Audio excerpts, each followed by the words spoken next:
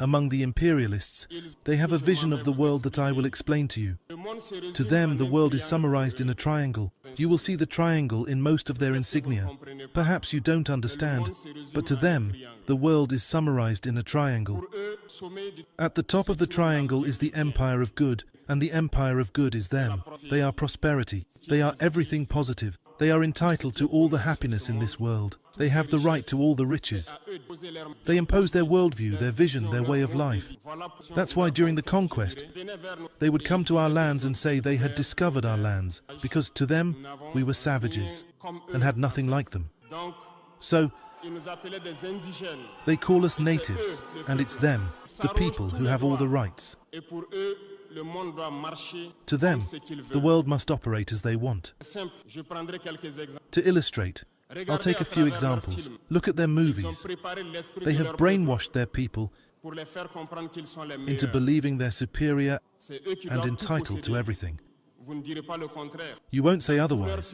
In all their films that they propagate, you will always find the villains are either Russians, South Americans, or blacks playing the roles of drug dealers, pimps, human traffickers, and recently,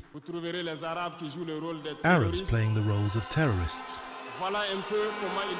This is how they perceive the world. On the economic side, who among us hasn't labeled Chinese products as cheap goods? But today, I can tell you that we were all wrong because China has advanced technology, and it's in China that most of these countries source their goods, put their brand on them, and sell them to us as their own. Look around. Entrepreneurs in construction won't deny that all their equipment today is Chinese. Those in transportation won't deny it either. They lied to us. We traveled the world in the past 20 months looking for companies and factories, and we realized everything leads back to China. Yet through their propaganda, they made us hate all Chinese products, making us believe that only their products were good. To better understand what I'm saying, it's simple. To better understand what I will say, we need to go back a little in time. You need to go back in time and read about the Tsars, Mongol conquests, Persian, Turkish and Ottoman empires. Read their history and you will understand why the world is the way it is. At the base of the triangle, there are two empires. On one side, the empire of evil, and on the other, the empire of slaves. This is how they see the world. Who do they call the empire of evil? Those I just mentioned. Go back in time, read, and you will understand why they see them as the empire of evil. They believe they must fight and eradicate the empire of evil because it embodies the devil. They communicate this and make their people understand it that way. This is why after World War II, in the 1980s, I will take the case of Russia. All schemes were implemented to collapse it under President Gorbachev, orchestrated by President Ronald Reagan. Three main strategies caught our attention. First, they went to Saudi Arabia and asked them to lower the oil price from $35 to $7 to collapse the Russian economy. Alongside that, remember something.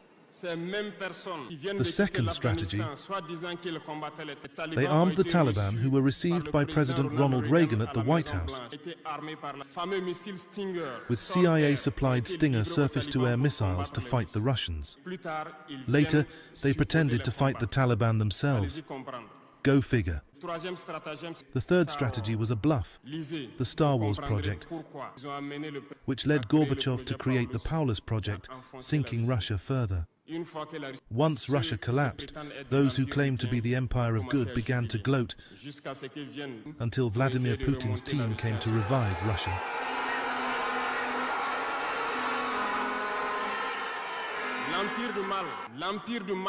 The empire of evil, according to them, has suffered greatly. Look at Iran today, facing all possible sanctions. Look at how they describe certain people. Through communication, they can manage to make you hate a people or love a people. They are very strong in communication and use all possible channels. Look at the wars that are raging. They create them for their own interest. Finally, according to them, the empire of slaves is Africa and some South American peoples. In their minds, as I mentioned earlier, Africa belongs to them. Our lands, our riches belong to them.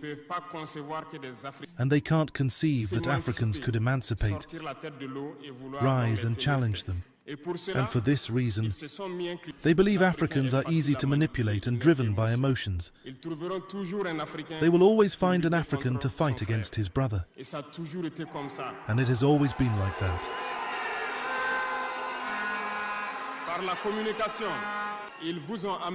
Unfortunately, through their communication, they made us hate our own skin color.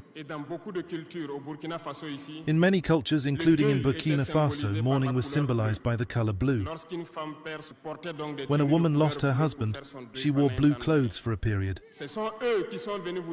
They came and told us that black symbolizes mourning, the devil, mediocrity, everything bad. Unfortunately, we swallowed this so much that we wear black when mourning. We need to wake up because this is how they see the world. They are the empire of good. Others are the empire of evil. And we are the empire of slaves. This is the imperialist worldview. You need to understand this. I want to make a point to some intellectuals who seem to want to preach for the imperialists. Do they ignore this part of history? I'm not making this up.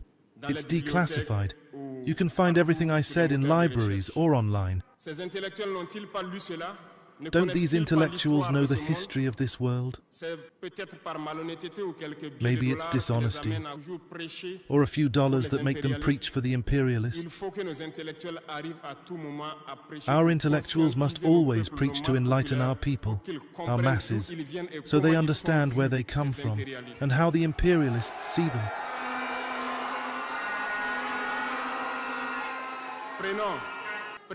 Let's take the example of some wars.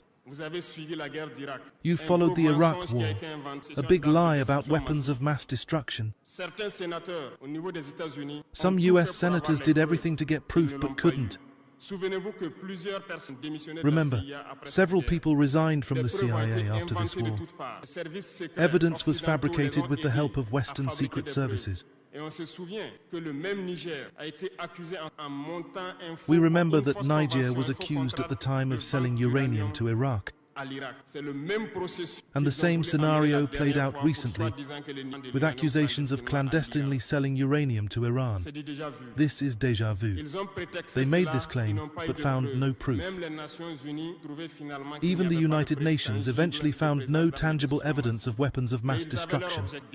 Their objective was to destroy Iraq, create the Islamic State just like they created the Taliban state in the 1980s. Armed them, and later pretended to fight them.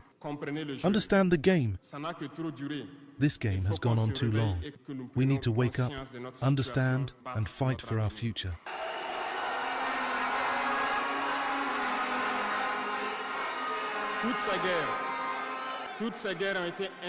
All these wars, Iraq, Syria, Libya, were fabricated to destabilize the world for their benefit, ensuring that no one could ever match them. Today, we see the same in the Sahel with terrorism imposed on us, because they will always find blacks who will get excited and take up arms against their black brothers. This is what we are living. They have never left this model, and unfortunately, many people agree with them for a few dollars. They sell themselves cheaply to the enemy, to the imperialists, and fight against their brothers.